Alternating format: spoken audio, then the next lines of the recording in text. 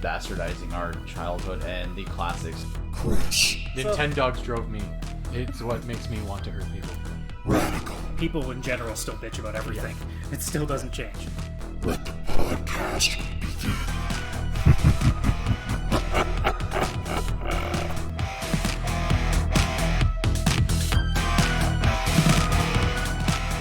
Hello, everybody. Welcome to the VCR Podcast, the only podcast that predates itself from the moment the title is spoken. Adam, a.k.a. CS Radical, here with you guys. Views Vishals is up there. Jin and Chris also up there. Hey, Episode number 41, Hello. September the 9th of 2020.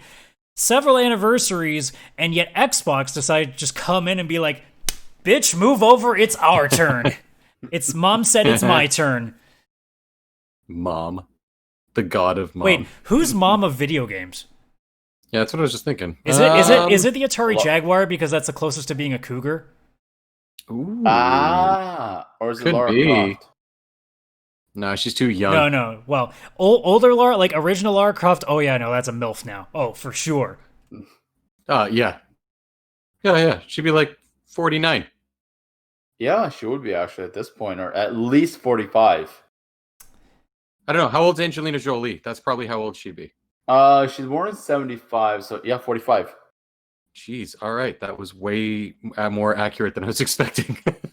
So this has been the VCR Podcast, the podcast that sometimes sexualizes many female characters in there. So anyways, Yes, because Lara Croft has never been sexualized by people worse than us. I mean, have you seen Johnny Cage with those abs? Ooh, you could definitely wash some sheets on those abs. There's so many abs. Yeah, There's so many. Those are full-out washboard abs. Who am I kidding? I'm a Shao Kahn daddy. That skull helmet. Dude, Shao Kahn would crush you the second. Yeah, he would. Oh. I knew it. I knew he's gonna go there. What if Shao Kahn is actually hilariously tiny? Huh. Then I It's like- guess I crush him.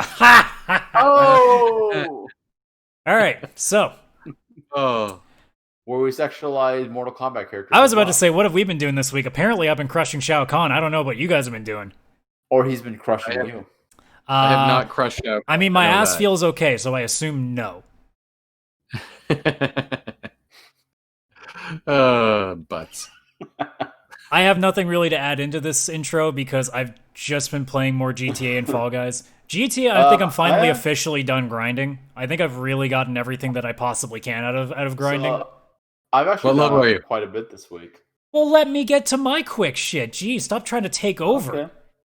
I'm I don't trying know to. if you were going to continue. I'm so trying- my bad. As I kept talking. I told you, bingo card, motherfucker doesn't listen to me. So yeah, no, I've been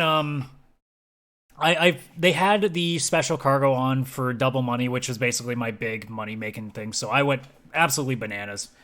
Completely tricked out my arcade. My arcade is completely filled up now. My nightclub looks fucking sick. And then I still have $15 million to do, I don't know, whatever I want. Oh yeah, I bought a giant penthouse in the casino. So yeah, that'll be something for you guys to check out too. just send us your money. I can't. I probably, Yeah, I sure. honestly, Wait, if I kill you, can I just? I absolutely would. Yeah, So I don't think can they you, let you transfer money. One thing I'm wondering about GTA, can you reclaim a car through insurance? Yeah, if your car gets blown up either by yourself or by another player, or just gets plain up destroyed, you can just pay money if you fucked it up, or if another player screwed it up, they pay the fee.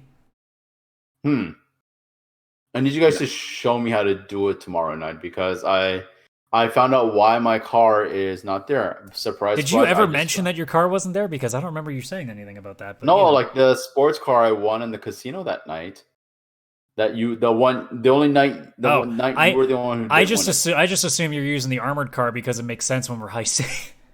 No, I get, but that sports car is a lot of fun to drive. Oh, dude, I can't undrive my F1 car now. Now the car that I used to drive for so much of the game, I don't even touch it now because that F1 car is so fucking fast. It's so fun and satisfying to drive. But yeah, that's been the gist of that. Other than that, I've been streaming Fall Guys for the last couple of days and not winning a single game yet because I may have won a couple of games offline, but that stream record's going to be I'm batting 0 for a while. Oh wow, dang!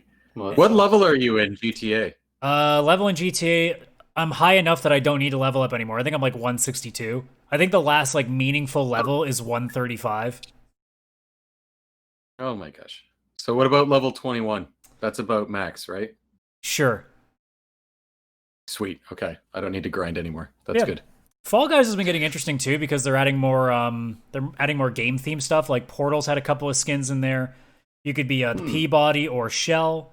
Now they've put my friend Pedro in there, and I'm assuming they rotate them out. So they've been doing some fun stuff. Is it Pedro from Napoleon Dynamite? No. Oh, okay. I was being sincere. No, I wasn't just fucking around with that. And I was also going, no. Oh, okay. Just letting you know. You've probably never heard of My Friend Pedro. It's an indie game. Way out of your realm. Is it a banana? Yes. Yeah. That game's See, fucking Chris cool. spends all his time on Steam. He knows. So much of my time. And soon to be potentially a PlayStation and or Xbox Game Pass, but we'll get into that later. Yeah. But since somebody was so energetic to talk about what he was doing, Vish, why don't you go next? So I have a funny story to end things off with. So as we live in Canada, I not that often anymore, but we watch hockey here for myself. And By law. So- It's literally by law. We have to watch hockey. it's kind of you watch Yeah, at least some one in every hockey. so often. You get You no. It's wa- literally if you don't watch hockey within 6 months, you get deported. It's just law. Oh no! I okay. I'm definitely safe on that front. Yeah, no, So, you're good. You're good. I was watching the Canucks game, and it was just going so badly. I got so frustrated, and I said I would not wait until the season was fully done and on Netflix. I'm sorry, and on Prime. I decided to cave in because I was bored, and it was early that night, and I just didn't feel like sleeping. So I watched the first 3 episodes of season 2 of The Boys. Damn it. Oh my god, there's a new villain in this show who is going to be a nightmare to deal with. Like the main villain already, Homelander, he is one of the most irredeemable characters you will ever see on television. But this new character who's come in feels like she's gonna give him a run for his money for just being a complete Sort of horrible, quasi spoilers by saying what the gender of that person is. It was pretty obvious just the way it was being portrayed in the trailer.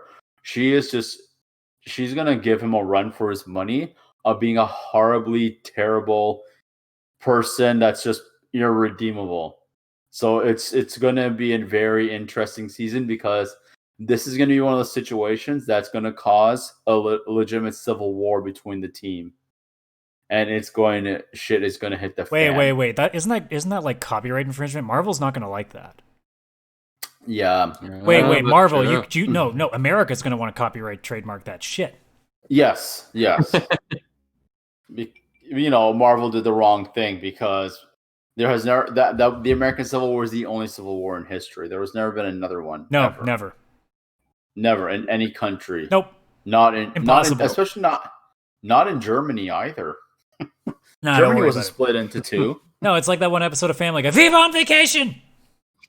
I love that so much. So it's so it's just this season is going to be fucking intense. I managed to catch the remake of Mulan. It's not good. There is a lot of controversy going along wrong. Oh, there is. Like And China's really pissed at them.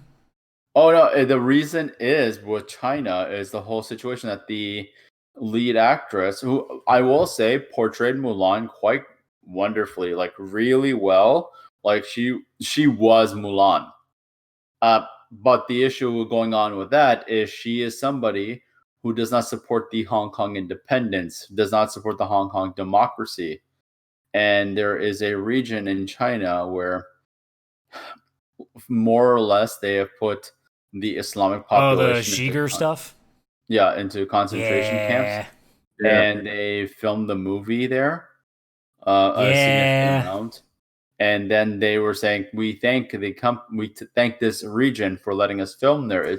There's legitimate concentration camps. I mean, it wouldn't be the first time Disney's done something that would be either in support or just, quite frankly, plain old racist. So, yeah. So but the movie itself It's not very good. There is a antagonistic character who potentially should have been the main bad guy. I know Mulan is based on a historical figure, but let's just face the fact: this movie is not historically accurate. Didn't they also remove like what's the guy's name from the Mushu. No. Didn't they remove somebody else too? Yeah, I know what you mean. Like there was one character. Wasn't the romantic interest from like the cartoon version like taken out as there. well? No, he's there. I thought I saw a story saying that was done. Changed it. I've only seen Mulan once when I was 16. I'm 37 now, so I really remember an extremely minimal amount of the original movie. I need to watch it again. I probably appreciate it more now. I wasn't a big fan of it back then. But there was a lot going on in this movie that it's not good. Like it's poorly paced. The dialogue is extremely predictable and cheesy. And then with this whole situation, which I didn't know about until recent, you know what? I think Disney realized the backlash this movie was going to get, and that's why they were like, "Fuck it, let's just put it straight to stream," because Black Widow is not a movie that they should. My concern was that if they're going to put Mulan to stream, it may hinder the release of female-led films to theater, which could cause a backwards movement to what we're aiming for. But after watching this movie, I pretty much understand why they went this path, because A, it's not good, and B, there is a lot of issues going on off screen with this, and they're not just like, oh, we'll just not a big deal. No, these are like actually like worldly known like human rights violation issues. So, it's Disney. They don't care. Yeah, I know they don't. Disney money don't give a fuck. Exactly. Disney money don't need to give a fuck because they have Disney lawyers. So Disney money gonna give it to you. Here's the funny story I have for everyone. So I got a funny story too. You know what's crazy? I think people are actually going to start saying as time goes on that New Mutants might actually be better than Mulan. I'm hearing not. I've heard decent things about New Mutants actually. Like I hear it's not incredible. It's going to be forgettable. But I spoiled myself on it just because I knew I wasn't going to watch it. But the story, reading it, the story actually seemed kind of interesting. I just wasn't into it because I'm a bit of a bitch, so I wasn't into the horror stuff. Well, this isn't really horror. Like, if you want legit, if it's got jump scares, it's still a horror. Like I said, I am a massive bitch. With Evil Dead that came out in 2003, that movie legitimately. Yeah, fuck that movie. I was never gonna watch that one. That one legit. Yeah, I don't think New Mutants is going for that. But Evil Dead legitimately terrified me to the point I could feel my heart beating. I was having an outer body. I would hope you could feel your heart beating. No, but I mean, there should always be a little bit of it. It was like a full-out chest pound. Like I could, if you were like the scene in Wolf of Wall Street, like I was actually feeling that while watching this movie. It was legitimately that terrifying. Well, maybe you shouldn't have done so much cocaine. I guess not. It's like a cocaine addict. But it's that's the thing. I was like, I'm hearing not horrible things about New Mutants, and I think they should have what they did for Mulan. They should have done that for New Mutants as well, because frankly, it's a destined failure, and especially when you're releasing during the pandemic, it was a destined failure. Just minimize your losses and let us watch it. I mean, it sounds like Tenet's doing okay with it. Tenet is doing literally okay, not what its true potential should have been. Well, sure, if it was going in a normal time, it would have made way more, but yeah. Anyways, what was the funny story?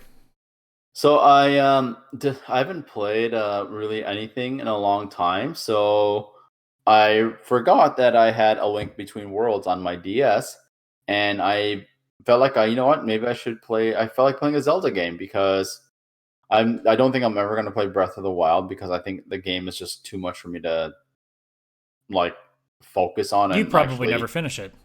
Exactly. Yeah, it took me 70 hours. So so I don't know if you What's up, finished it. guys? it was Zach. actually it's a great game. Like, this should have been a Wii U or even a Switch release. It was that good. It's not as long as standard Zelda games, because this is only about 15 to 20 hours. So the funny story I have about this game is that I finish it and I haven't finished it. So there's one person, like, you know how Zelda games are, you kind of have to really explore. It's very open world, and you need to like figure out a few things to like gain the proper abilities. Nobody power-ups, knows this. and No one's ever played a Zelda game. Really? Especially no Weird. one here. Nobody in this room has ever played Zelda, right? So Wait, that's the one with the jiggle boobies and they play volleyball, right? yes. Okay. Alive. Sorry, I thought I was mixing games up. Okay. It's Dead or Alive Zelda Edition.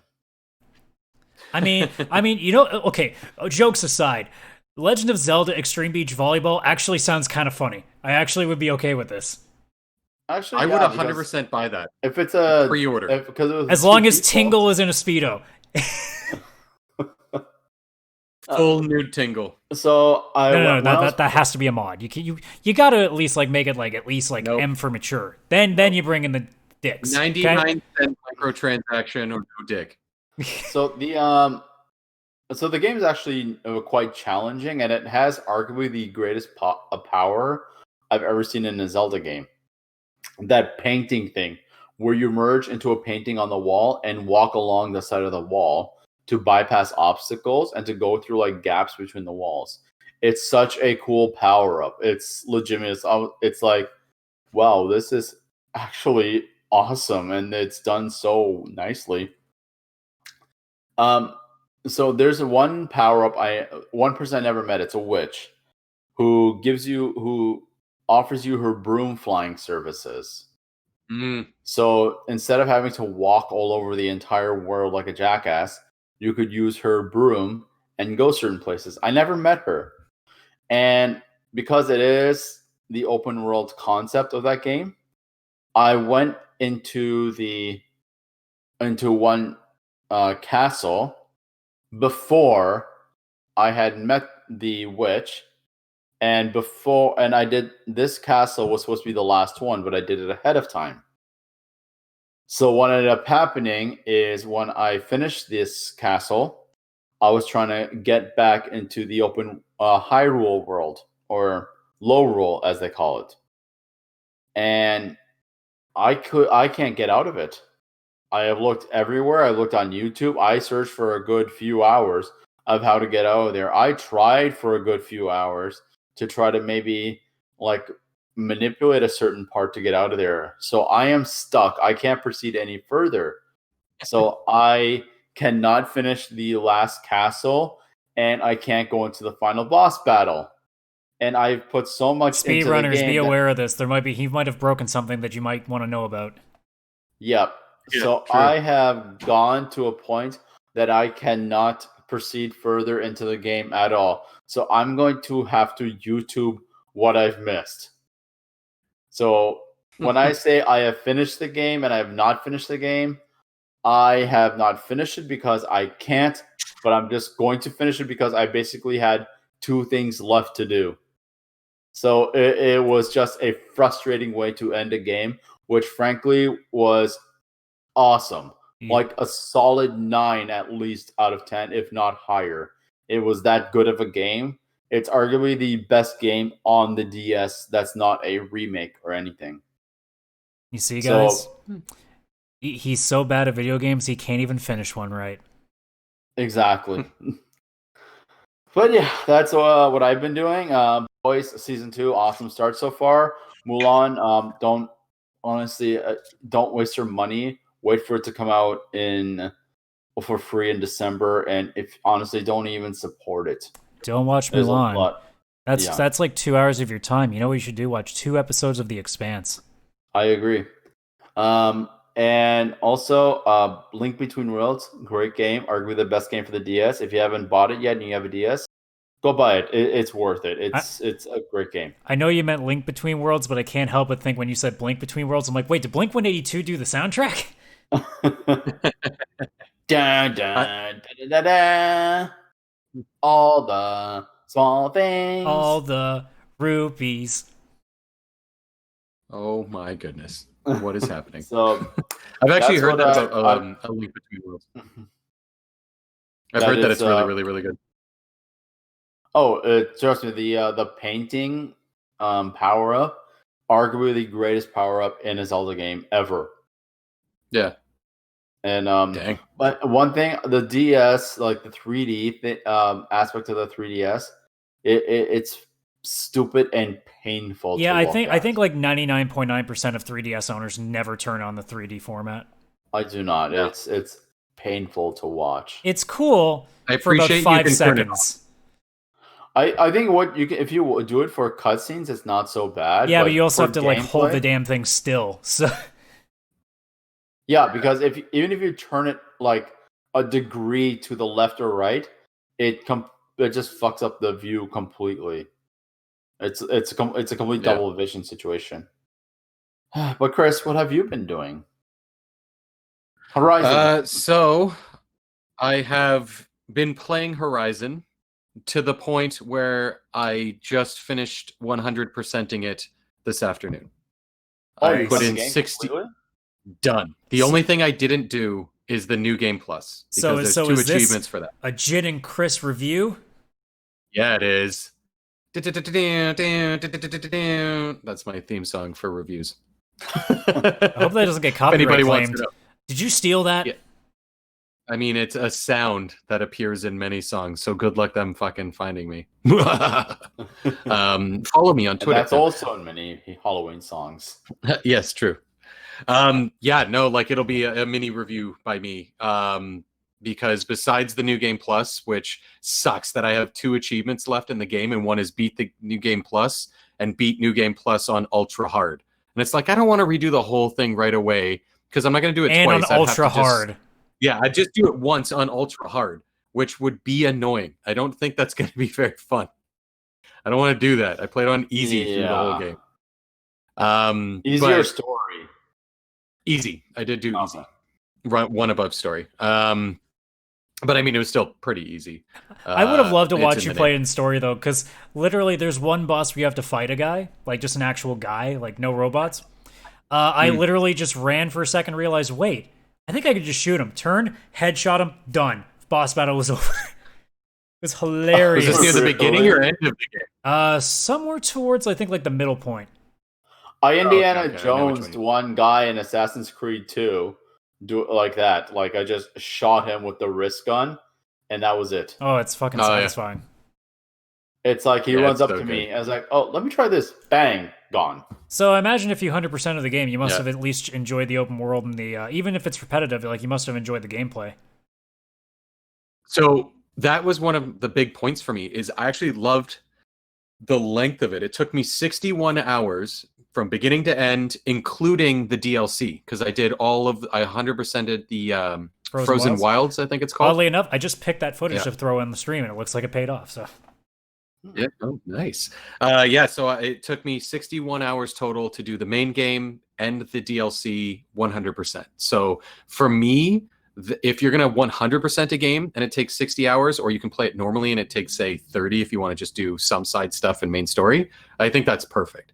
Like gameplay wise, it was just enough to make me feel busy and want to get out there, and I wanted to keep exploring and unlocking this and find this and do that. But also I never felt overwhelmed, because if at this point I looked and I was only halfway, I'd be like, fuck me, like holy shit.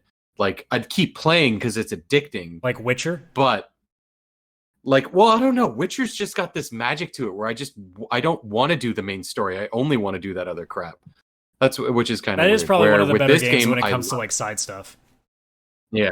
Like this game, I love the side stuff, but they also did it really well where each side story introduced you to new characters. And then it did that big thing like where you're near the end of the game and how many people you help are like in certain cutscenes and stuff like that. Yeah, like they join you. Hmm. I love when games do that. Yeah, And because it makes you feel like knew. you actually like did something important, and rather than just being like, Yeah. all right, I collect the 7 bear asses, and this person's happy now. No, it's actually like the person really loves you for collecting those 7 bear asses and wants to fight for you.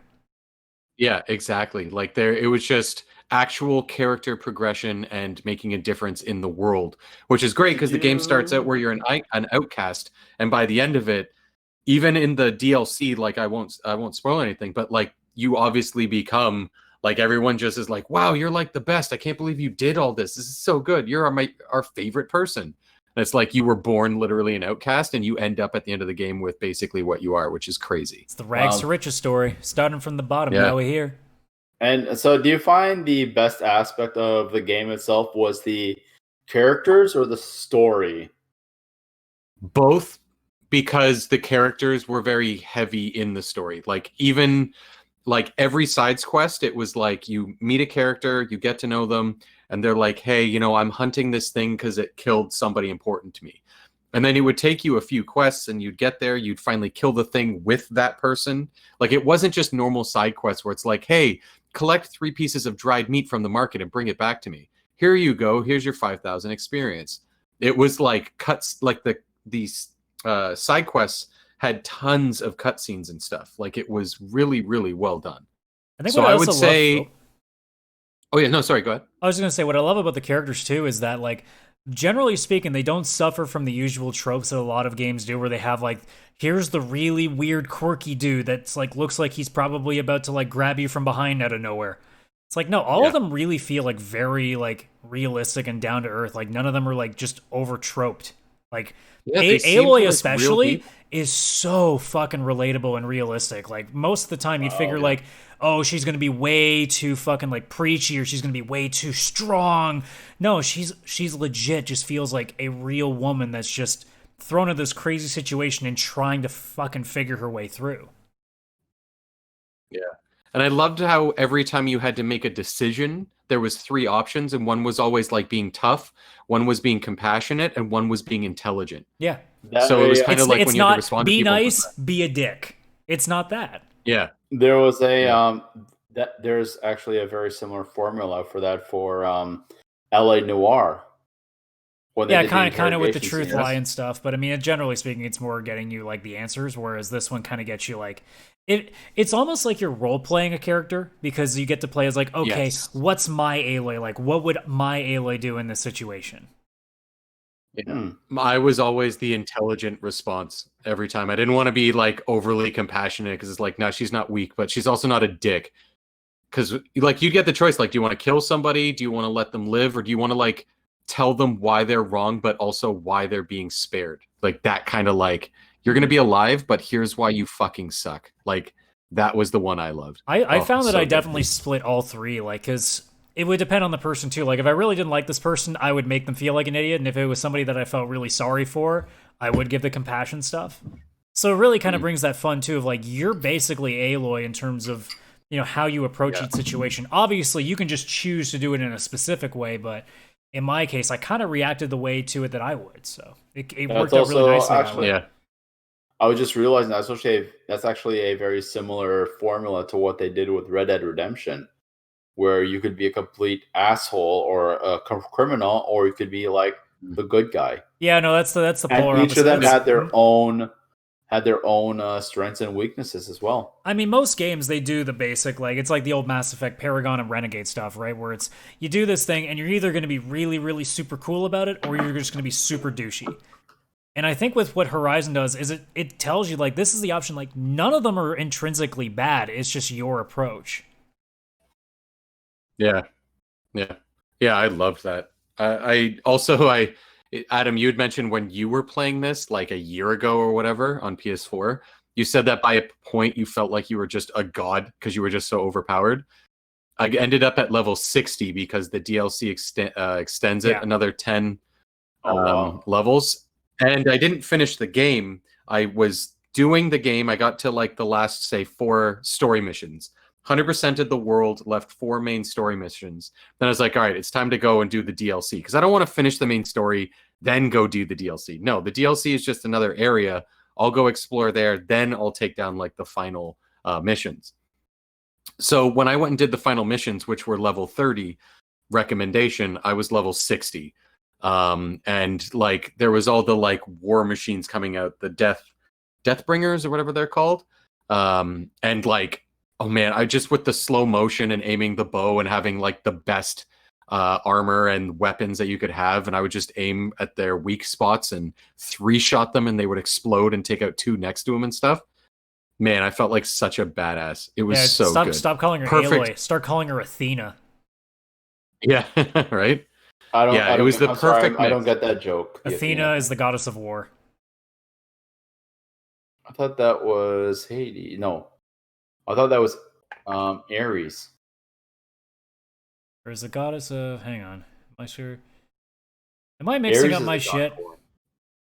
Athena is what Athens is named after. Yeah, I just Ares is the god of war. Yeah, dude. Athena is the ancient Greek goddess associated with wisdom, handicraft, and warfare. I'm not crazy. I think Athena is more of the. It says on Wikipedia. One? Oh god. Okay. Oh god. I screwed up. Okay, nobody's gonna see the Google searching on the stream. Everybody's seeing the Google searching on stream. Whoops. Oh boy, how many porn sites did you have open? 5,000. Shh. Oh, that's the perfect amount. How good is your new computer? Shit, man. Oh, really good. 5,000 porn sites at once? 8K. And how big is your monitor also to have that many open at once? Yeah, both of them are gods of war. Like Ares is the god of war, and Athena is like the goddess of war. Okay. Makes sense. Okay, okay. That's fine. But yeah, like I just found that the game was perfect in the sense of the character being relatable, having progression with skill open, like unlocking skills, being able to mount animals and get certain sneak attacks and silent kills and upgrade bows and modify this and modify that, but also just great storytelling, kind of like it was just a normal adventure game without the open world. Because usually the open world games suffer story-wise, and this one didn't. The story had me hooked, especially near the end once certain things start getting revealed, obviously, during the game. I thought it was... this game is so high regarded by me right now that I cannot wait for Forbidden West, the next one next year. So, I will get that day one. The way the game ended, was it like a complete ending, or was it more of like there's more coming? Oh, there's definitely more coming. Yeah. Sorry,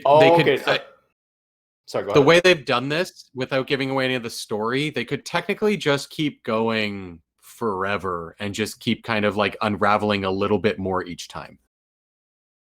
Okay. Because there's so much of the story that you don't... Because again, this takes place in a post-apocalyptic world. So there is so much to go into that could explain, okay, how did they get to the point of screwing everything up? How did they... Like, where was the start? Like, how did some people survive? So like, there's so many unanswered questions. So the third one will be Horizon post-COVID. No. Yeah. No, it's a little bit. This was definitely not COVID. This is much worse than COVID. This was much worse. Yeah. So but good. The game itself it definitely gets like, a thumbs up for me. Okay. Out of 10, what would you give it? And decimal points are allowed. Bullshit. Decimal points are for pussies, IGN. I wouldn't give it a full 10 because I spent probably 3 of those hours trying to get it to work on PC. So that would be, I don't know. Like, it is so close to a perfect 10, I might as well just give it to it. Because I can't think of something I genuinely want to change.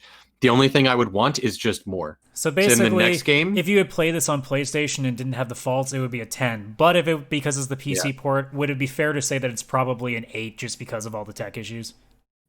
The tech issues weren't that bad. And by the end of it, so they just, oddly enough, as I was playing, a patch would come out and I would do a quick install before I keep playing. It kept getting better and better. And they actually improved it to the point where I was playing 60 frames a second at 1440p. Which is like, the next gen consoles. I was doing like a PS4 That's an Pro. Xbox Series S shit right there. Yeah.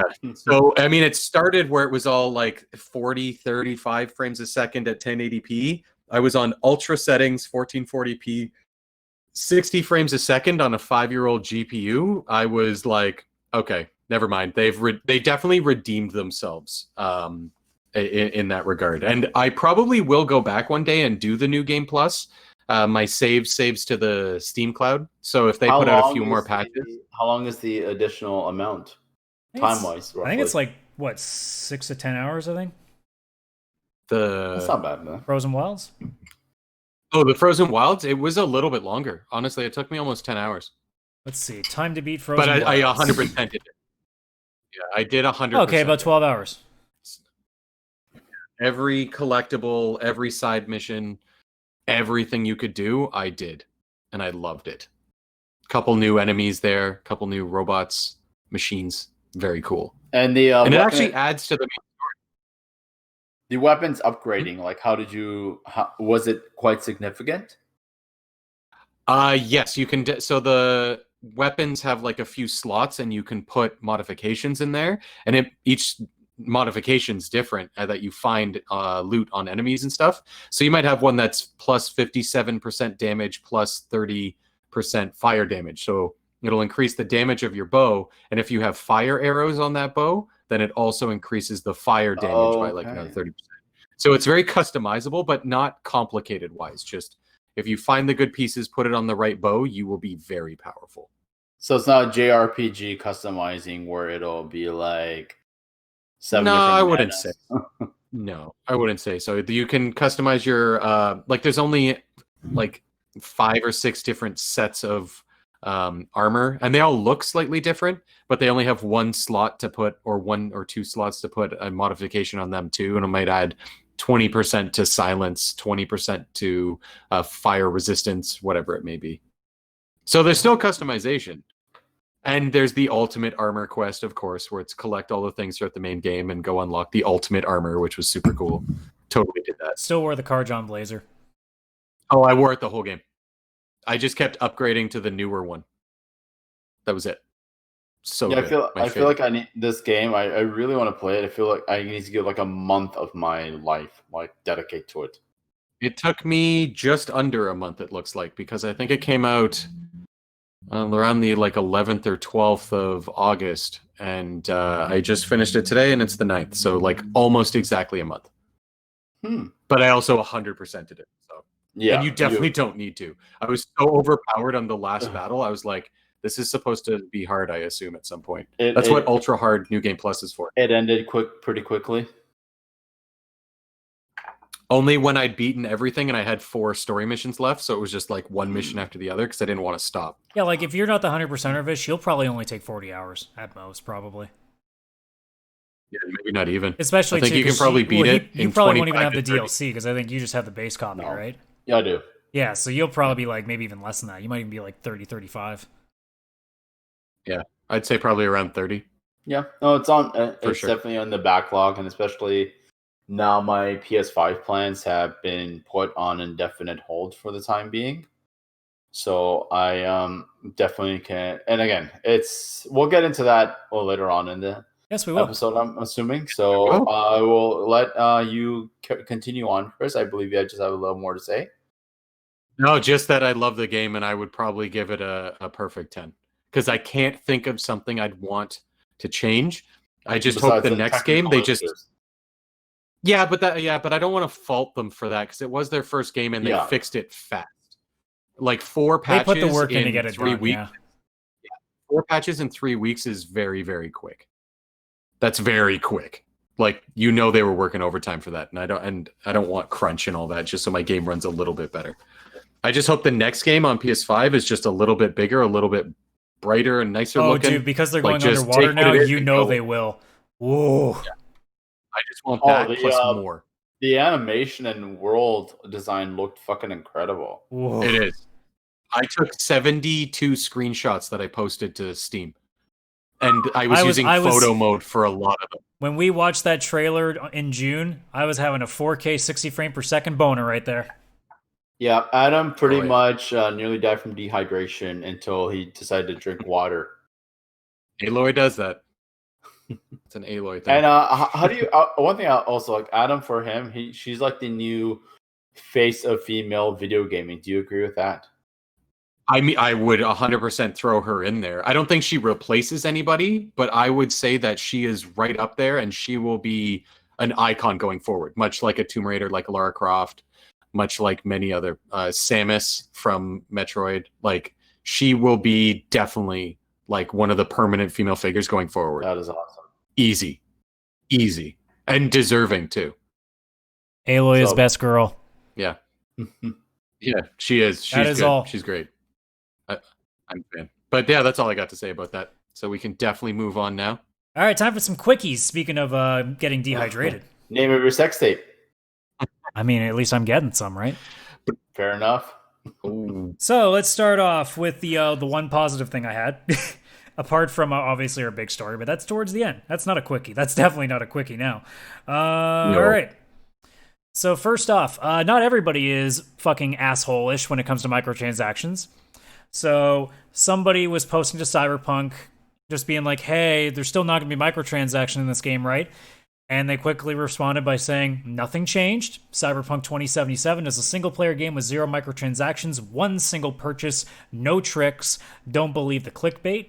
Now, they did clarify in a separate tweet saying Cyberpunk Multiplayer/Online, which is a separate project entirely, will have some microtransactions, but we said that a year ago already. Like always, expect us treating your money with respect. So, I EA, love you, Cyberpunk. EA, Yeah. maybe pin that tweet to your Twitter account and just stare at it every morning just to kind of make sure you get the message. No, EA is the nicest, most caring, consumer-friendly company we know of. EA Sports. Go fuck yourself. I imagine CD Projekt Red will do like maybe an expansion or something for Cyberpunk, like they did with The Witcher. But I'm not against that at all, because it's like another $20, but you get another like 60 hours of fucking game. Oh, dude. I could imagine them doing it. But so fucking stoked for that game. yeah. I never noticed. No, I've never mentioned it. At no point have I ever mentioned how this game is going to be like potentially. I mean, it's the only game that stands a shot at beating CrossCode for Game of the Year for me this year. So. Wow. That's high praise considering how much you loved CrossCode. I mean, and how much? Actually, no, never mind. That's high praise for CrossCode that it's even on the same list. Well, I mean, like Legend of Cyberpunk. Heroes: Trails of Cold Steel 4 might have had a shot, but since Cyberpunk is like 2 weeks after it, I'm not even probably touching that game until next year now. So, Trails of Cold Steel 4 is gonna have to wait for 2021 to have a real crack at it. Wait, shit! I did Trails of Cold Steel 3 this year. Oh, I gotta decide between that and CrossCode. Dun, dun, dun. Ooh, I didn't consider that. Well, I have a few months to worry about that. It's okay. I don't have to think about that right now. Yeah.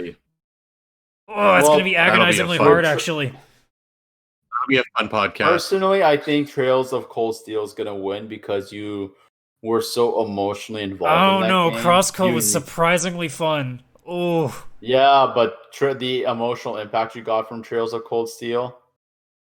Yeah, but Cyberpunk's just not because okay, it makes too. me cry. Exactly. You have an emotional attachment where CrossCode's like, hey, this is fun. Trails goes like, Yeah, I oh had an my emotional God, no. attachment to CrossCode too. You know what that emotional attachment was? Whee! That's a good emotion. It's a very good emotion. That was awesome. But then, speaking of Electronic Arts, the perpetual fun-loving Electronic Arts. Here's the thing. Epic assholes. That's EA. No. That's Epic Epic asshole. Games. They've already taken that. No, you can't take that from them. Enormous assholes. Yes, that. You know what? That's fine. I'll take that. Enormous. So about enormous assholes. Yes. So, Madden 21, we already made fun of last week. We already made fun of that last week for copy and pasting.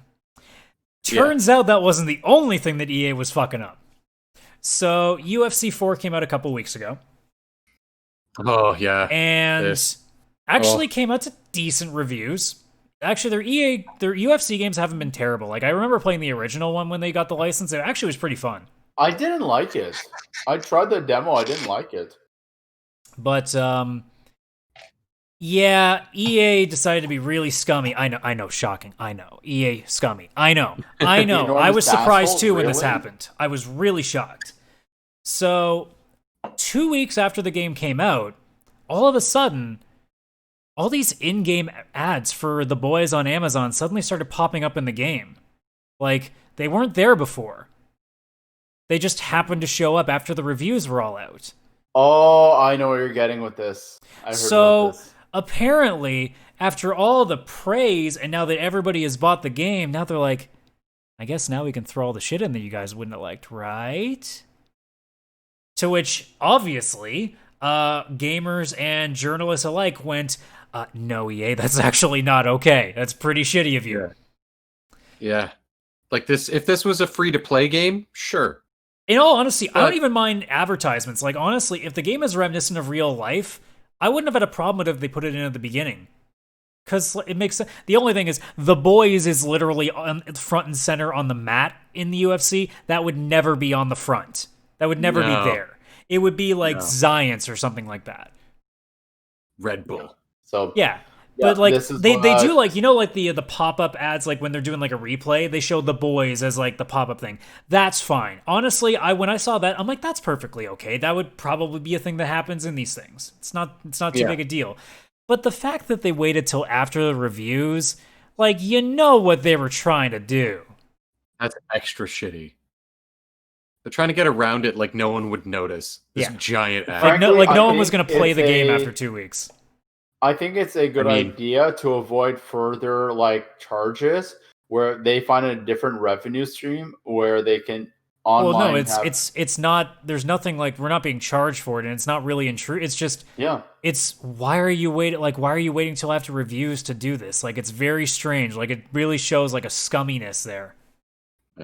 I mean, they're definitely getting paid by Amazon to put it on there. Oh yeah. So it is a second revenue stream. I personally don't think it's a bad idea, to be entirely honest. No, I don't hate the ad. I think it's a brilliant marketing idea, but I think there should be benefits for us as gamers and consumers that if you are going to get additional revenue for people, throw out some free content. Exactly.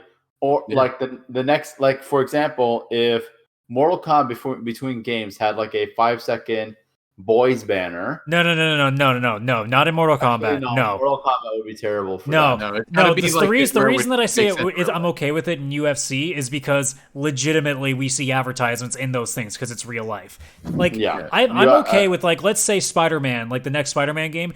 If there's a billboard for Sprite in the world, I'm not offended by that. What I was just thinking. I'm not offended by that. If it's like, I know people will bitch. And you go by. People will bitch anyway because they think that, you know, companies shouldn't be able to make any more money than they can off of people.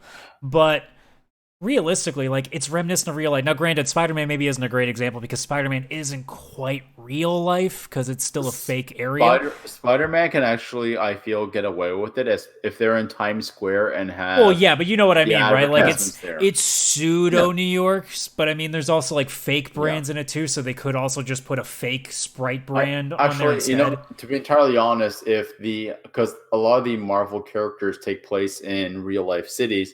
Mainly New York, because Stan Lee was just too lazy to scout other locations. That's why a lot of Marvel characters are based in New York, because Stan Lee was just lazy. That's where his office was. Yeah, he just looked out the window. This is actually a legitimate thing. Okay. Back on topic. Okay, we're not talking about Marvel. No, but I'm saying a Marvel game could actually get away with it if it's based in a real life city, especially if it's New York. Yes and no. Yeah. It depends on the property and it depends on and the location. Because Power Rangers movie with the Krispy Kreme shit, that didn't work. It's great. I don't remember that. I want Krispy Kreme. I didn't see that movie. Rita Repulsa. It's not a bad movie, walking around screaming Krispy Kreme. It was a little weird. Oh no, not that. I mean, like Vishal right with the billboard or Times Square, and there's if you put a Sprite banner in Spider-Man Miles Morales, no, there's no big deal there. But if you put a Sprite banner in Mortal Kombat, we might be pushed. I don't think the underworld's worrying about Sprite. Is brought to you by Coca-Cola. Well, no, if it was fatalities, like that would be no. Actually, Johnny Cage what would be a good fatality sponsor? Blood. ShamWow. For cleaning up yes, actually, you have a point. Wait, Flex Tape. Flex Tape. That's a lot of damage. when your head gets cut off and you want it on for the funeral, Slap some use flex tape on it.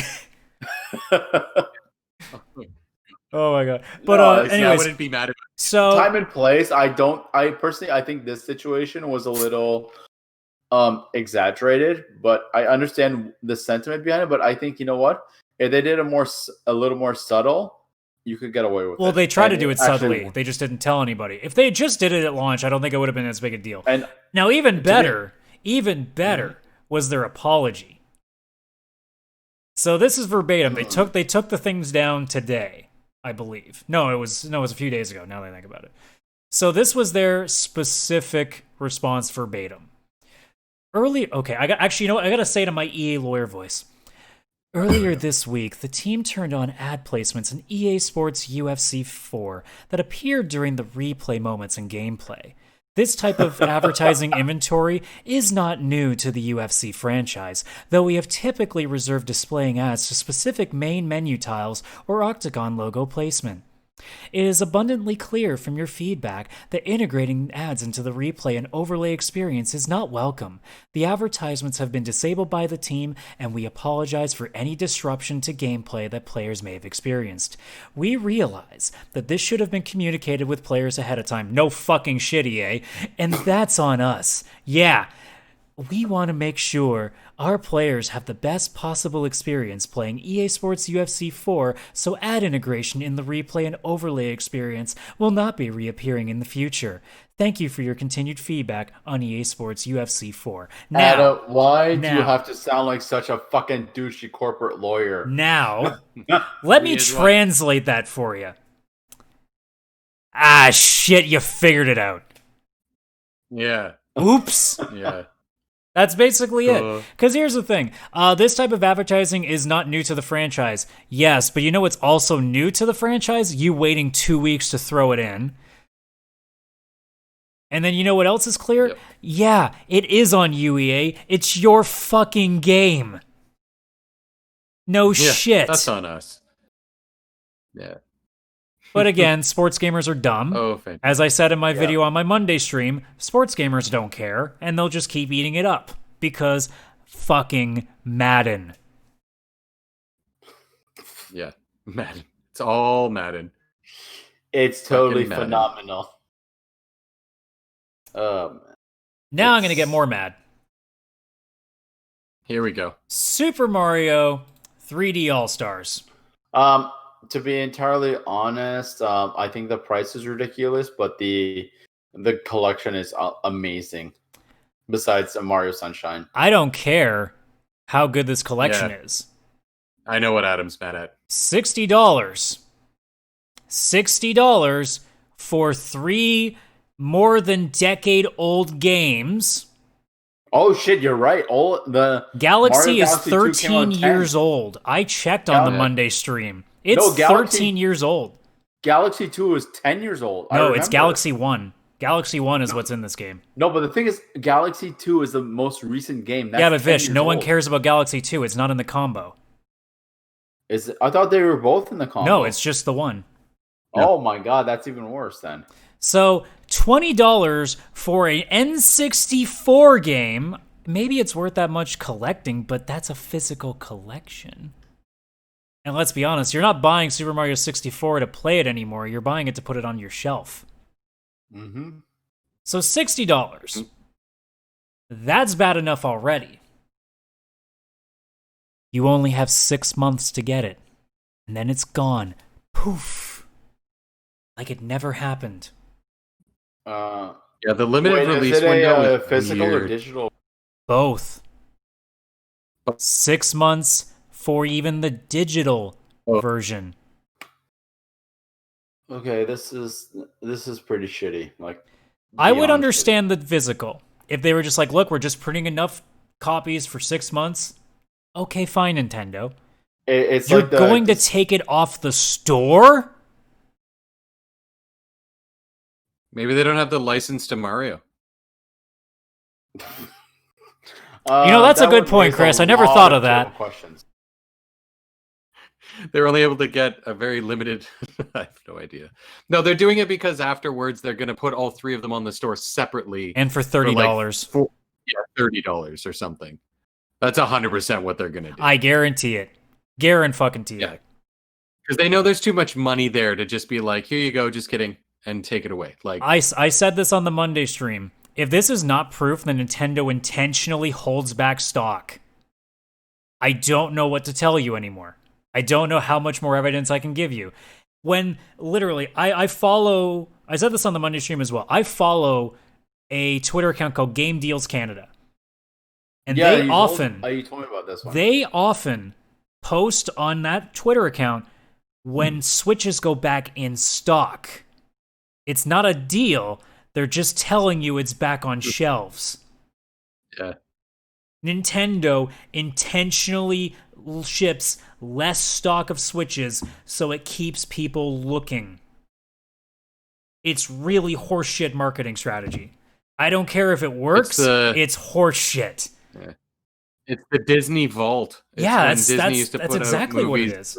Yeah, it's that same fucking strategy. And, honestly, and it's for parents, for Christmas, for kids.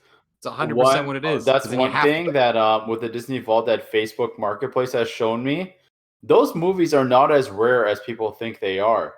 Because I look on Facebook Marketplace, Disney movies are on sale for cheap, and I don't mean like I mean like significantly cheap, and not even just like the classic Black Diamond editions, which are supposed to be the most valuable ones. There are plenty of copies around. Like this whole thing where Disney movies were valuable, that shit ain't true at all. So How much are they going for? not much, man. Like you can, I've seen like the most expensive like $20, and I mean it's like Beauty and the Beast, Aladdin era. Yeah, yeah. Like it's ridiculous how fucking shitty people were manipulated for buying it back then, because it'd be like, oh, you want Aladdin? It's $300. You can't find it anywhere. Turned out you could find it very easily. Yeah. So this whole situation that Nintendo's doing, that's like the whole Disney VHS model. It's like, oh, they're rare. No, they're actually not. Like it's just a fucking shitty.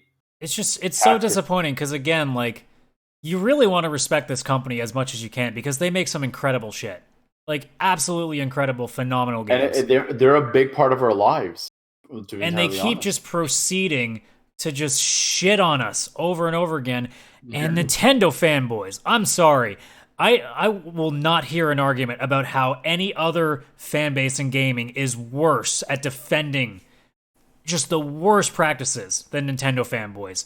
They are the most defensive people I've ever seen. They're still trying to defend Nintendo for this thing. It's like, well, you gotta do. They can't fucking do it. They just can't help themselves. They have to defend it. It's like, guys, you're allowed to love something and still criticize it. Yeah, absolutely. I love Sony. It sucks. I love Sony, and how many podcasts in a row have I bitched their asses out for making me fucking wait? If I was just a Nintendo Switch owner, I'd be furious that I have only 6 months to wait for this game that they're never gonna put that thing on sale too. You know that thing is gonna be $60 the entire 6 months. Yeah, absolutely. The best is on Boxing or Black Friday. It's $55. Guarantee you it'll be $5 off at best. $5. Literally. Yeah. And it sucks because this is a super good collection of games that none of them have been available after their initial launch on anything else. None of these have been re-released ever on anything. And even if they just know. Even if they put this thing up for $20 and it was still 6 months, I'd be like, guys, it's stupid. Just keep it there. Just leave it. Yeah. It's not costing you any money to put it on the store. This game would print money. It's not costing you anything. Why don't you like money, Nintendo? Because, now here's the other thing, too. What if you're a person who's not going to own a Switch until after that 6 month period? Are you just not allowed? Like, what kind of strategy is that? Like, that's alienating customers right there. That's so backwards. It's you have to buy it used if you could. Like it's getting very difficult. Yeah, have you seen eBay? Those copies are already $100 plus. They're already on eBay for $100.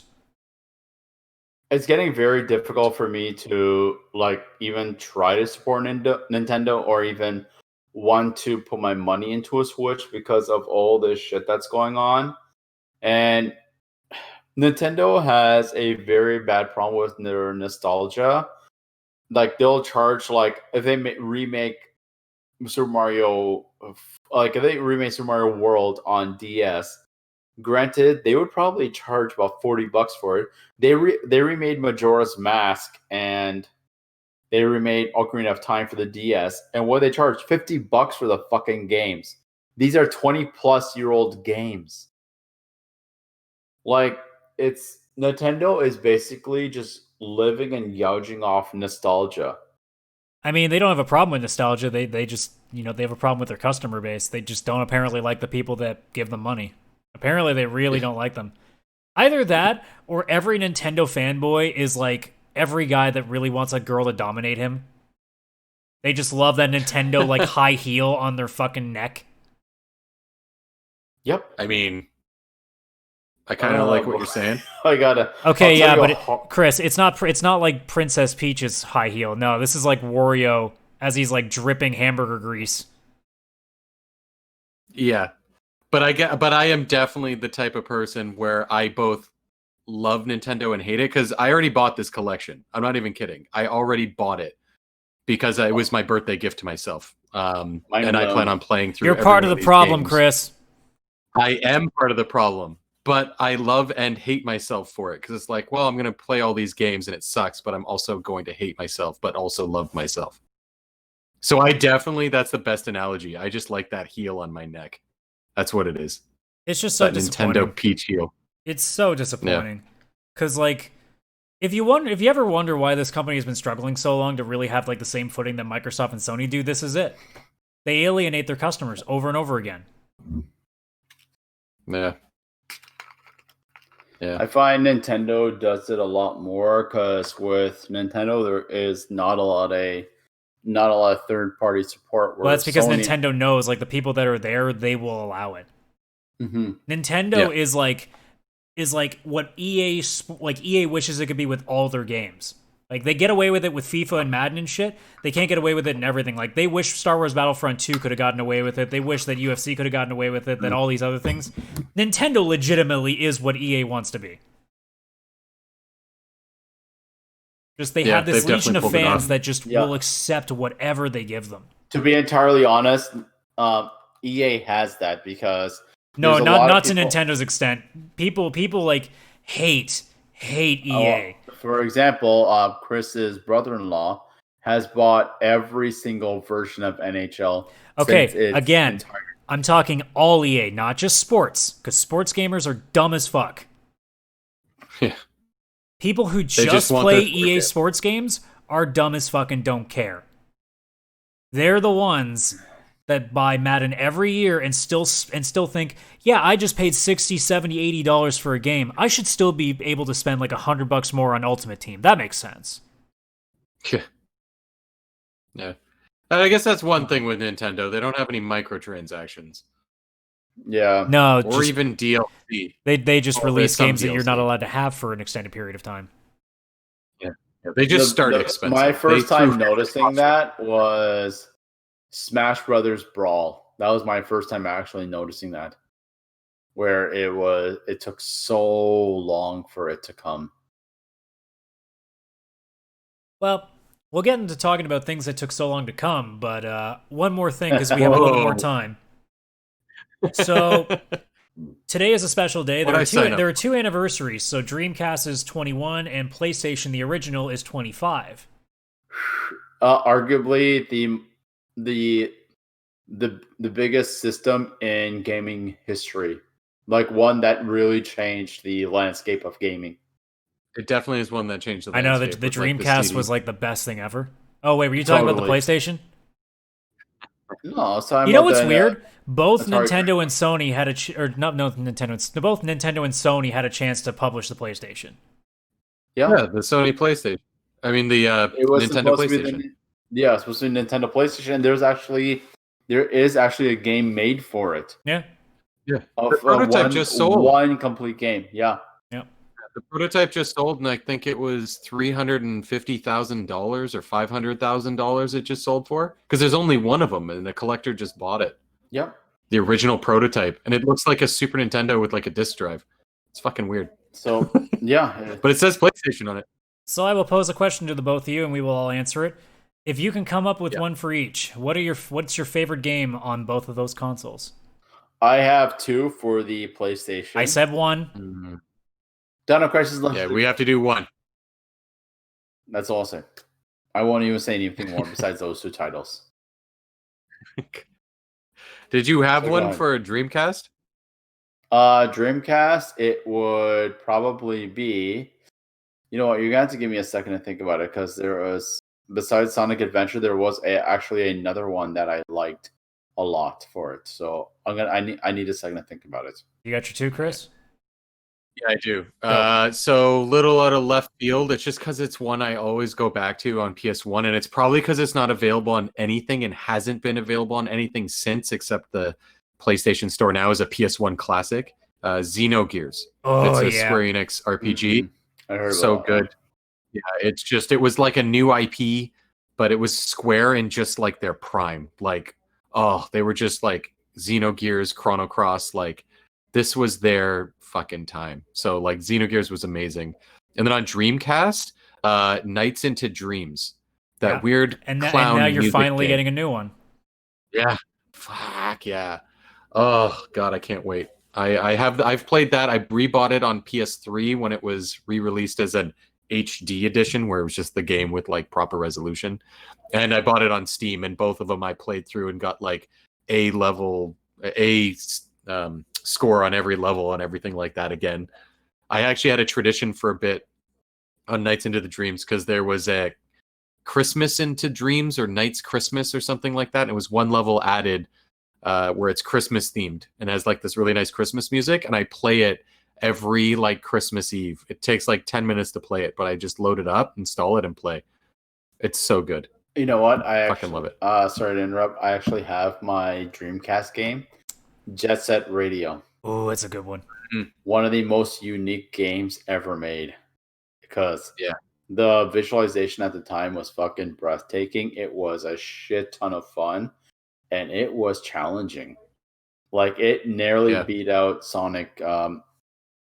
What was the Sonic game? Sonic Or- Adventure. Sonic Adventure. Apparently you love it so much you don't even remember the title of it.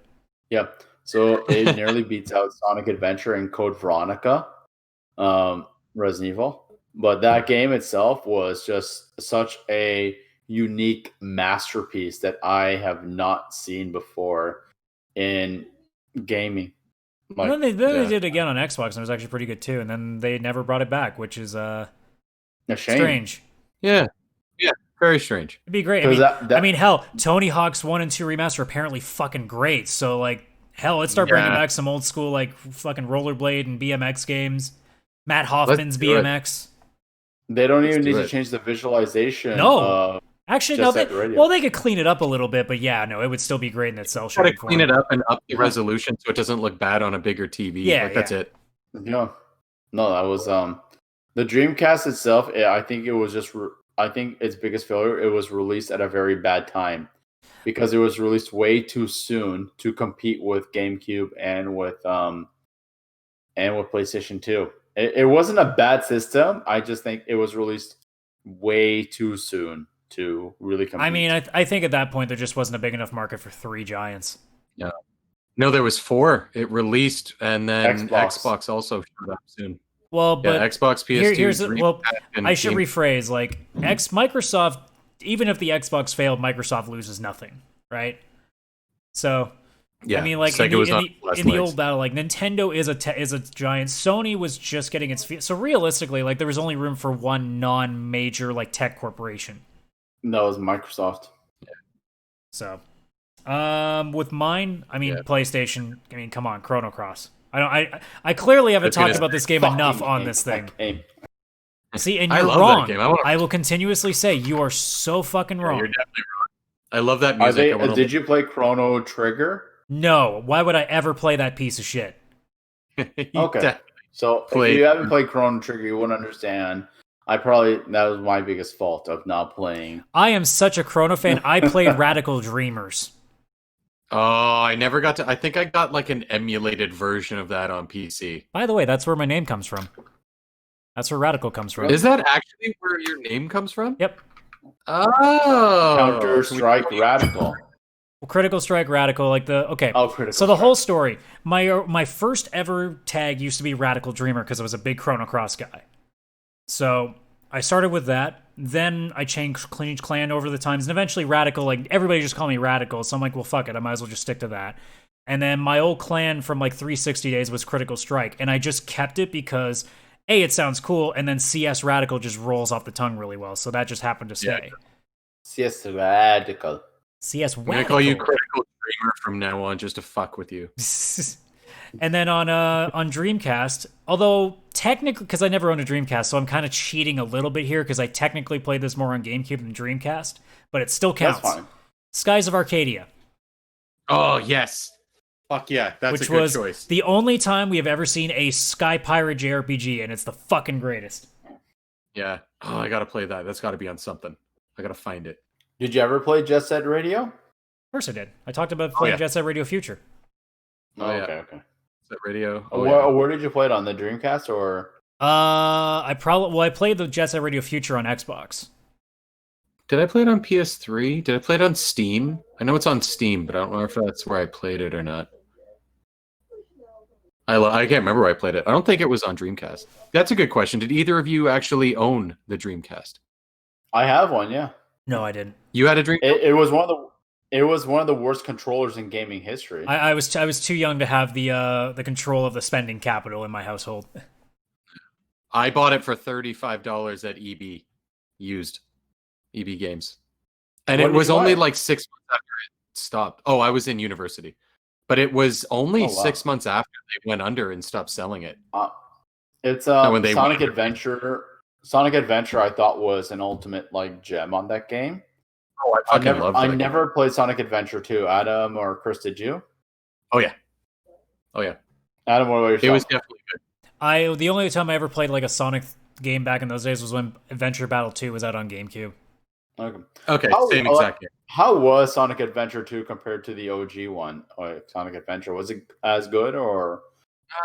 The first one felt a little more open world, or like it was a big world and the levels, like you could walk from one level to the other, kind of like Sonic 06. Where Adventure 2, you were in a level, it would show a cutscene, then you were in the next level. Then there was a cutscene, then you were in the next level. But the second one felt bigger because there was a lot more levels and you played as like each different character and they had their own story. The first game, there was the 5 different characters with their different stories and they'd run into each other at times, but some of their stories were just like 4 levels long and shit. I mean, I do love Big the Cat though, so I don't know. Oh, I love that whole like fishing thing. The fishing game? there. Yeah, it's just so simple. Like Froggy. one thing I know about I remember about the PlayStation itself is that was the first console to really experiment and go with third-party gaming, because there's some like the Jackie Chan game that was on the PlayStation. That game was fun as shit, man. Like it was just a lot of like fun. It was just mindless, and it was just like there was a lot of, like, and also the Wu-Tang game that was supposed to be Thrill Kill. Like that shit was fun back then, man. Like that's when gaming was just gaming. It had also like the hardcore ones like Final Fantasy VII, which I'm pretty sure if a lot of people were to choose, that would have been their favorite game on the PlayStation, because Final Fantasy VII fanboys. It's not even the best game in the series on that console. 9's Final better. Fantasy 9, 100%. Well, I heard 8 was good until the ending. They just No, fucked up 8's the actually story. pretty bad. 8's pretty bad overall. 8, I didn't mind the story. It was just the drawing magic. You had to like steal magic from enemies, and Yeah, the sit whole there for gimmick of 20 that game minutes. is really not good.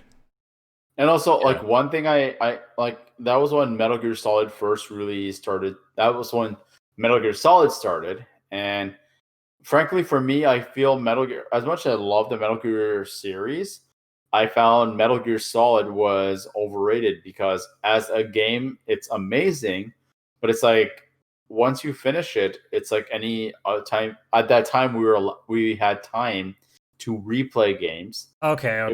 I know where you're going here. Why does that make it overrated? Because it's like most of the game itself is story and cutscenes as opposed to actual legitimate gameplay. You like Heavy Rain. That's a good point. That's just story, almost no gameplay. I actually beat the original Metal Gear 4 times. One where Meryl lives, one where Otacon only lives, and then if you beat it a third time, you got a tuxedo to play as your. I kept playing it and beating it. I beat Dino Crisis with all the endings. Like the original Dino Crisis, like with every single ending on it. Come to think of it, did you catch GDQ's run of Metal Gear Solid, Chris? No. Yeah, they did a run. Is it from this year? Yeah, they did one at Summer Games Done Quick this year. I must not have had that on YouTube yet because I missed all of it because I was training at work and couldn't run it in the background while I worked. Damn it. All right, I'm going to go back and watch that tonight. Yeah, I'm watching that tonight for sure. But anyways, we probably should get on to our last stories. Any last thoughts before we move on? PlayStation, one of the consoles that truly changed the gaming front. Dreamcast, I just think there was a lot of bad decisions that really gave you a demise quicker than you deserved, and frankly, you had some hidden gems there. It's okay. We all know that Sega went on to make really good Sonic shit. Yeah, so they never recovered. It sucks because they made all this crap leading up to the Dreamcast, and then the Dreamcast was actually decent, but it was too late. And the Dreamcast also had no DRM protection, so you could burn any Dreamcast game off the internet you wanted onto CD, put it in, and play it. I did that when I went to India. I bought a bunch of copyrighted games and played them all on the Dreamcast. Speaking of Sonic, though, because it's fresh, anniversary. It'll be its 30th anniversary next year, and they said they're going to make some games for it. And I immediately go, oh, please just make good old 2D games. Like, you guys keep doing them and realize they work, and then you try to do 3D again, and Sonic Forces happens. Yeah. It's funny because for the 20th anniversary of Sonic, that's when they did Sonic Generations. That was the big game for that. It was awesome. That was amazing. It was perfect. 2D, 3D. I mean, I hope for the 30th anniversary, we get Sonic Generations 2. That would be kind of cool. And it's just Sonic Generations again, and I'd be like, okay, that's a good idea. If they did a good version of Sonic Adventure again, that would be great as well. I want them to stay away from the 3D. 3? If I'm being completely honest, Sonic 3D just doesn't work. It just, for whatever reason, it's too fast to work in 3D. Yeah, Sonic Adventure was a lot slower. When you actually play that, Sonic is going a lot slower than that's why Sonic Forces is so bad. You legitimately feel like a slow Sonic. It's horrible. Yeah, no. But anyways, we're taking too long. Speaking of being slow, it took us way too long to get out of this situation. So finally, other than that, I don't think anything of real importance happened aside from, oh shit, new Xboxes. Yeah, they released all the info and now they've made me question my sanity. God damn it, Xbox. Fuck. So on stream we're looking at the Canadian prices because this is a Canada Land podcast. So screw you, America. America. Fuck yeah. But yeah, on was it Sunday or I can't remember. No, it was Monday night. Monday night we got the showing for the Xbox Series S, $299 US, November 10th, and we're like, oh shit. It's starting. Maybe we'll finally get some news out. Maybe Sony's going to respond and be like, all right, Microsoft, digital copy, 10 times better than your Series S, and it's only going to be $399. And then Microsoft will be like, what's that? Oh, here's ours, $499. And then Sony's like, $449. Trump. Ha! And then Xbox just like... That's exactly how to go. And then Xbox got up this morning and went, what's today? Okay, it's all right, let's see. It's September 9th. It just happens to be PlayStation's 25th anniversary. You know, it'd be a good idea if we take your thunder, PlayStation. Yeah, I like it. Oh man, I'm kind of into this war. Look, I'm not buying the Xbox Series X, but there are some balls on Microsoft to pull that. Whoa. Yep. And it's 9:30 p.m. and Sony still hasn't answered. I keep refreshing Twitter to find something, and they haven't. No, it doesn't look like it. Sony's just letting Microsoft get away with taking their night. Yeah, they're fine. So, Xbox Series S, 1440p, 512 gigabyte SSD, $299. Xbox Series X, 8K capability, obviously 4K with 60 frames, 1 terabyte SSD, hell of a lot of power, $499. I'm shocked, actually, that it's that cheap. Yeah, these two prices are not what I was expecting at all. Like, especially the Series S. Conceivably, the digital copy of PlayStation, because now we get to assumption land. The digital version of PS5 could conceivably be $399 American. That's insane. Yeah. For the power in that system. They might even have to. Like, that $299 is ridiculous. They can't make the digital copy $499. They can't even make it $449. It would be like, dude, like, you're making so much money if it's just digital. Like, you can't just cut it 50. You can't do that. Yeah. And they probably wouldn't lose too many sales to the Series X, because honestly, there's people who buy Sony, there's people who buy Microsoft. Some people switch, but I mean, normally it's like a big fuck up. $50 more or less is like, they're not going to switch and be like, well, now I hate Sony because it was $50 more or less or whatever. Like, it's not going to be that big a deal. But like, so like if Sony were to put it out at, okay, well, $699, everyone's going to be like, not today, Sony. Like, yeah, honestly, this is it's all now in Sony's court. Like, Sony can just be like, all right, we're matching $499 for the PS5 and then say whatever they want for the digital. They have a chance to undercut it. Well, I don't know if they have to, though. I don't think they have to undercut Microsoft at this point, because most polls have told us that they are well leading in people planning to buy them, because obviously the games are there. Xbox has nothing on their console coming out. It's literally they have a 512 gigabyte hard drive, because that's not a lot. Well, no, but if you're playing, like, if you're spending $299 on the console and you're getting Game Pass and potentially streaming instead of even downloading games too, because xCloud's going to be a thing too. So you may only need that much. Yeah. You may not even buy games on there at all. When it comes to the pricing, I don't think Sony even has to undercut them. They can literally just match the $499 and be happy. Yeah. That's all they need to do to stay in the game and not like have a shock value. Just do $499. What's Microsoft doing to get people onto their side in terms of what their library is? Nothing library. That's why they're pushing Game Pass so hard. That's exactly why they're pushing the payment plan. Yeah, 100%. And don't get me wrong, like it works because it's a different style of gaming. But if I didn't have, a PC already with a shit ton of games on there, and I was looking to game on a budget, and it's like, the new systems are coming out, and I can't afford $500 plus accessories plus new games and blah blah blah, so it ends up being like $800. $299, but you can go in and, as we'll probably talk about, you can do like the payment plan with Xbox, and you get the Game Pass and everything. Like, you're doing like $20 a month and it's covered for you. Like, you don't need to think about it anymore. You're good for gaming for 2 years. You're not like buying games you want. You have to go what's available on the services. But I mean, for $20 a month and with a free system at that point, basically, how can you complain? No, it's crazy. You can't. It's just.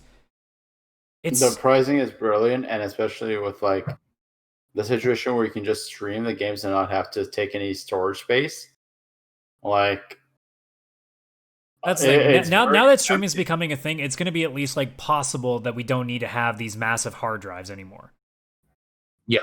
But what about if you? Because frankly, I find if you're on the store and downloading the games, it's significantly cheaper and has better pricing. It has more competitive pricing. It all depends on what you want to do. Because if there's a game I really want to play and put a lot of time into, I would much rather buy the game, have it on my hard drive, on my SSD, where it's going to be really quick, no worrying about my connection failing. But I'm like, if I'm trying out a game, or if it's a game I might only put a couple hours in, just kind of dick around in it, then why not just stream it? And that way you're not breaking the bank for it, and it's also not going to demand too much of your attention. So it's funny because most of those games are Xbox. Most of the games I just want to play, and I'll try it because but I don't care too much about having it be the best experience with the delay or whatever. Like Battletoads, the new Battletoads that Xbox just put out. That's an example of something I play on Game Pass or just stream because, like, I want to play it. It'd be fun, but it's not like I'm playing Horizon or Yakuza or something where I'm like engrossed in it for 60 hours. It's a quick couple hours that'll maybe 8 hours total and I'll beat the game. Sure, I'll just stream it or play on Game Pass or whatever and be done. Like, that's it. Yeah. Like, I think this is genius, and it's because it's now dividing, to me at least, it seems like it's dividing up the consoles. You get Nintendo, they are always just on their side doing their own thing. They have their Mario with their Switch and their gimmicks. They're not trying to be Sony or Xbox because they can't. They know they can't. They're not they're not doing it. And then Sony now is going to be that system that has the amazing games, and you buy the games and you go in, like, you buy the system and you buy your 4 really good games like at the beginning. And then Xbox is you buy your system, and there's even this super budget one, but you don't really buy games. You actually just get this Netflix service on it that has games in it. So you can make like everybody now has their own niche. You can make this a lot argument. of people. Sorry, go ahead, Adam. Oh, I was going to say, you can make the argument that all 3 companies have their own set of gamers they're after. Nintendo's after for like families and very niche gamers. Sony is all about the hardcore, like best possible experience playing games, and Xbox is for the common man. Yeah, it absolutely is starting to seem like that. Like it seems like they're carving out their own groups, which I'm okay with, because it makes every customer feel like they have a place to go, and it's not just, what do I do? It's just, oh yeah, that one's definitely for me. It makes that buying process really easy. And especially for parents going into the holidays, if you walk into a store and you're looking to get your kids a new console, you don't have to think about it. You just look on the shelf. Here's this really, really affordable console that can do quite a lot for $299. Not to mention, you don't even have to buy games on it. You can literally just spend like a monthly fee like you would Netflix. Boom, you got a choice of like 100 games your kids can go nuts on. You don't got to think about it. Yeah. That's crazy. That's a great That's a great deal. So Xbox. One thing that's happening right now with the and I was literally this close to buying it. If I'm so good on video, I was literally this close. And I mean like a eyelash length. So the Samsung Note 20 going out right now has been doing really well in sales. And one thing that comes with it, if you pre-ordered it, you get Xbox Live free for 3 months with a Xbox controller with a phone harness. Yeah, for the Xbox and stuff. Yeah, that Xbox Live has been able to create such a strong presence that a phone company is giving 3 months with a controller for people to experience playing video games, like high-end video games, not mobile games, high-end gamer games on their fucking phone. And you add that in with now EA Play is going to officially be a part of Xbox Game Pass, and you're not being charged anything else on top of it. Yeah. Which is crazy. That's insane. And I legitimately, the only reason that stopped me from buying the phone was the website crashed. And I just took it as a sign, like, you know what, Vishal, wait a little bit, and the phone will come to you. Yeah. And it will come to you. I hope so. I don't think that's how phones work. And it's crazy because no, that's not how Find My Phone, that app, works. I'm pretty sure. No. It's funny, Adam, that you said that Xbox is like for the casual or the common man, right? Because it comes with the Game Pass, which is just, here's some games, install and play what you want. You don't have to do anything, just pick. It's like Netflix. Plus, here's Xbox Live Gold or whatever. So here's 2 free games a month that you can also play. But these are just separate from Game Pass. They'll never disappear if it's removed from Game Pass. But not only that, it comes with Game Pass for PC. And what does the common man have? Probably not a powerful PC, but a Windows 10 laptop, probably, because they do work or do whatever. And they can have the Xbox app there and also play a couple just generic PC games or whatever. Just also on the games on the Xbox are like pretty much like right away available for Steam, if not like in a very short time period. Yeah, but like there's also just like a bunch of indie games and stuff that, or PC specific ones, like Microsoft makes Age of Empires, which is kind of like a StarCraft style game, which is right on Game Pass because it's a Microsoft game from the 90s and they're constantly updating it and everything. But I mean, you want to play that also for free because you own an Xbox? Here you go, coming man. Like it's the exact thing that Adam you were describing. It's like for now this common person instead of the hardcore gamer or the kiddie family friendly gamer. It's 3 different markets almost at this point. Yeah. And they're all better than Stadia. Please, the mobile gaming market is better. I would actually agree with you on that. That's the one time I'll defend mobile is it's better than Stadia. Well, my problem is with mobile games is I have a relationship with puzzle games. Puzzle games drive me crazy, but I'm addicted to them as well. I play them, but I just play them on Xbox or Steam or PlayStation or wherever I'll play. Stop playing Brick Yeah, Breaker. I want more. Yeah, I think this Xbox, I think this is a good path for them because it's different enough from the PlayStation that they might actually carve out their own area. And because if they go head to head with PlayStation right now, they'd fail. Like if it was just, here's our system, buy it, and there was no Game Pass and all these things didn't exist, no one would buy an Xbox. I wouldn't even consider it. PlayStation would win hands down if it's the same system, same price. I'm like I still want the PS5, but it's like, you know what? At this point, I really need to there's no reason to buy it right now. I'm getting it, but I don't have a PS4 and I can't control my urges. Name of your sex tape? Absolutely. What do you think, Adam? Has this made you want to get an Xbox Series S down the line? It really depends on what Game Pass or PC looks like. That's the god honest truth. I mean, now the beta is almost done for PC, so we're going to be paying full price like everybody else pretty soon, which honestly is still worth it. Still worth it. No, absolutely. And if they make games almost as easily available on PC as they are on Xbox, because I don't think every game is on Xbox or on PC is the way they are on the Xbox. Because I don't think you get there's a bunch of there's like on the Xbox I saw because the cool thing is that the app on computer and phone shows you like do you PC or console, like you get to look at games for both. Like if you go on console, you have Gears 1, 2, 3, 4, 5, like you have everything. Where on Game Pass for PC, you have 1, 4, and 5. So it's like whichever ones they've ported to PC. Newer games, I don't think it'd be an issue. I think it's just some of their older stuff. For the record, friends, I do have the Raptors game in the background right now, and we're up by 3. See, I'm trying to focus, unlike somebody.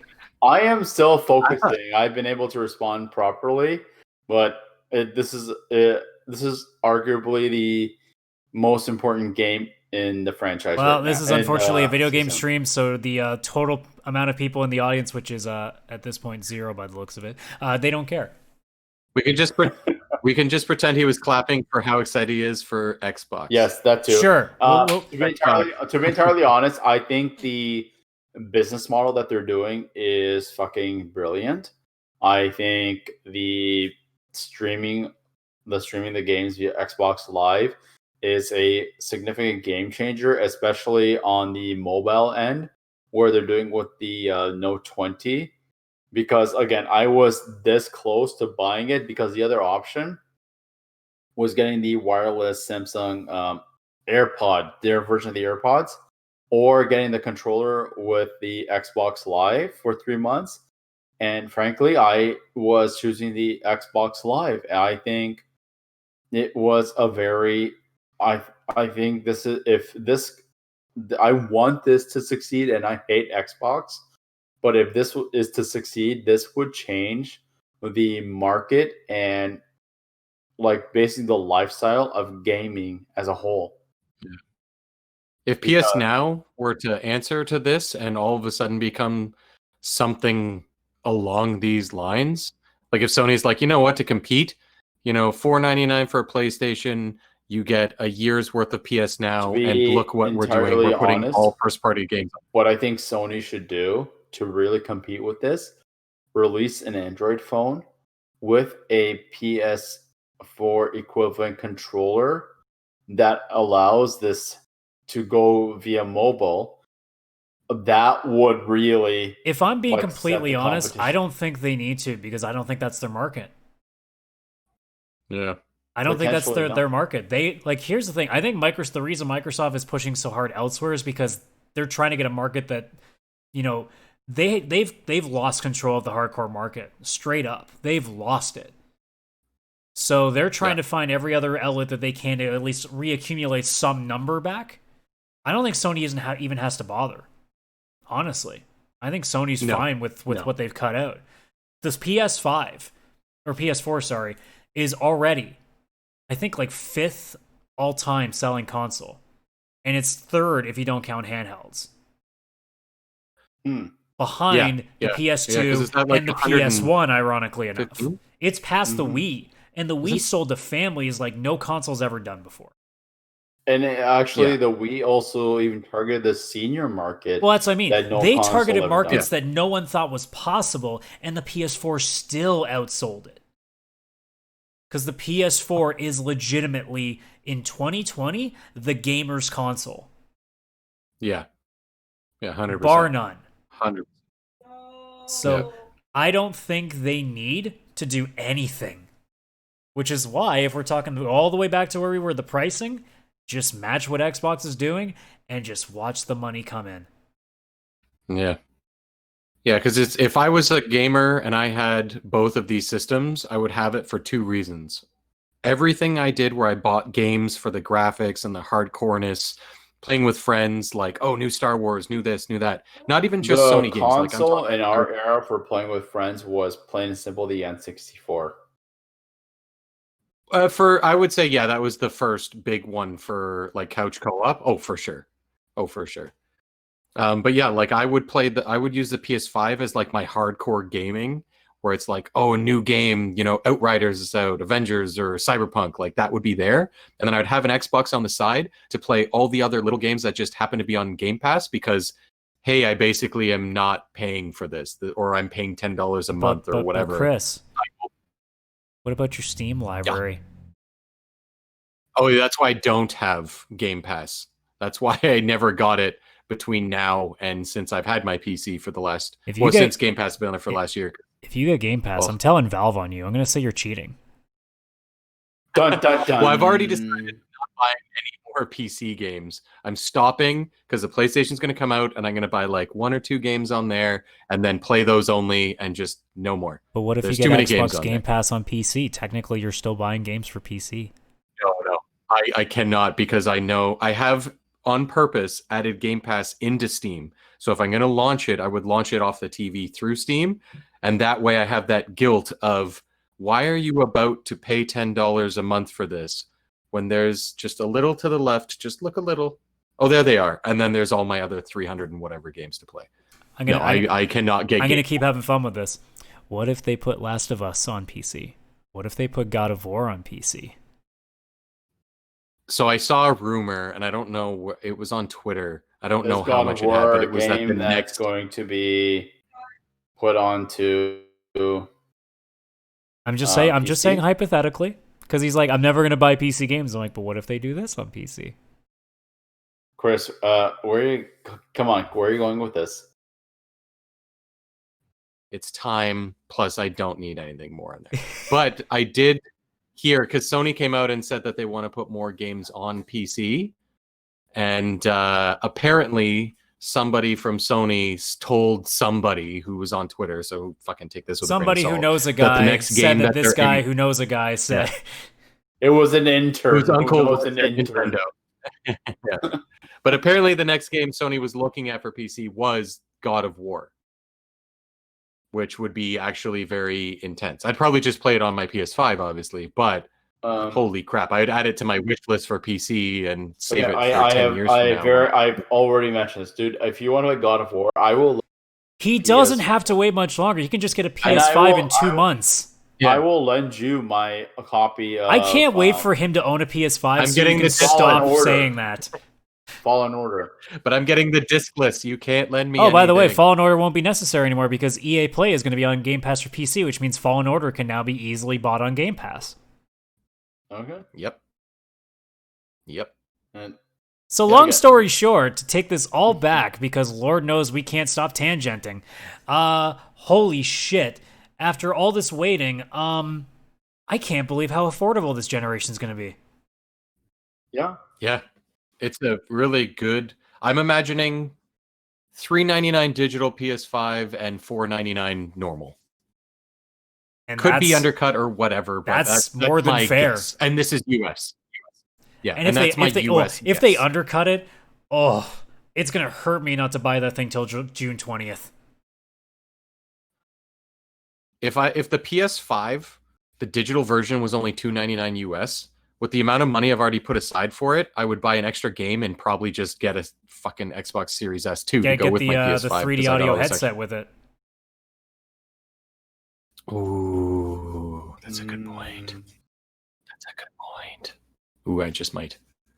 But yeah, I hadn't thought of that. suddenly things are getting interesting. It's almost like it's fun having stuff to talk about on a podcast about video games again. Yeah, weird. There's actual gaming news.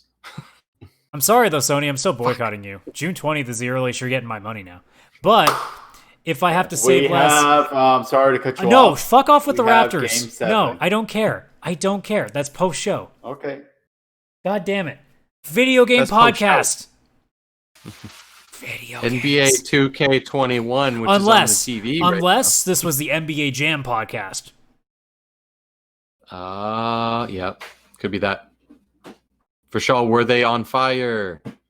Yeah, they were. Good. Well, I guess if we're completely ruining the entire point of this podcast with basketball talk, I feel like this seems like a good place to end it. Yeah. So, this has been the VCR Podcast, episode number 41. Thank you so much for checking us out. If you're looking to follow us on social media, it is VCR.pod. Actually, I haven't changed the overlay still, my lazy ass. It is VCR Pod on both Instagram and Twitter. You can check us on our official homepage for the audio version of the podcast at vcrpod.podbean.com. We are on several platforms: Apple Podcasts, Stitcher Radio, TuneIn Radio, iHeartRadio of all things. What else? Google Podcasts, and there's probably Spotify. Duh. I'm like, what's the really obvious one that I'm forgetting here? Spotify. The most Jeez. important one. No, that's Apple Podcasts still. Apple Podcasts is like 50-60% of still all podcast listens. Really? Yes. Crazy. Yeah, it started also, it. Podcast. iPod. if you're listening to this on any audio platform and you'd like to see the video version, you can check that out on the YouTube channel of CS Radical. I post that whenever my lazy ass gets around to it. Otherwise, every Wednesday, 8 p.m. Eastern, twitch.tv/CSRadical. Holy shit. Yeah, live. Also do Fall Guys streams now. I'm actually a streamer now. It's amazing. It's weird. Woo. I'm not sure how I feel about it, actually. I keep losing games. It doesn't matter. You don't Otherwise, need to win. It's if you have fun. Twitter and kidding. It's a Instagram. good So for Twitter for everybody, Views with Shawls, Jin and Chris, and CS Radical. Instagram, same deal, Views with Shawls. Although Jin.n.Chris and CS_Radical because we're different. Fuck you. Fuck you. Other than that, if you can share us with all your friends, please do so. If you can give us a rating or like the channel, subscribe to the channel, whatever it may be, on whatever service you're using, please do so for us. And let's hopefully have some PlayStation news to talk about next week, eh? Yeah, Hope. Here's hoping. please. Here's hoping. I'm gonna cheers to that. PlayStation news next Personally, I don't think the price will be significantly different or lower. I think it's a $50 margin either way, but I think These are we good should hear prices. something. Yep. These are good prices, and I was expecting higher. Honestly, I was expecting higher. So I'm I'll already take in. it. So Yep. with that being said, guys, thank you so much for checking us out, and we will see you on the next episode. Take her easy. Good night, Cheers, everyone. everybody.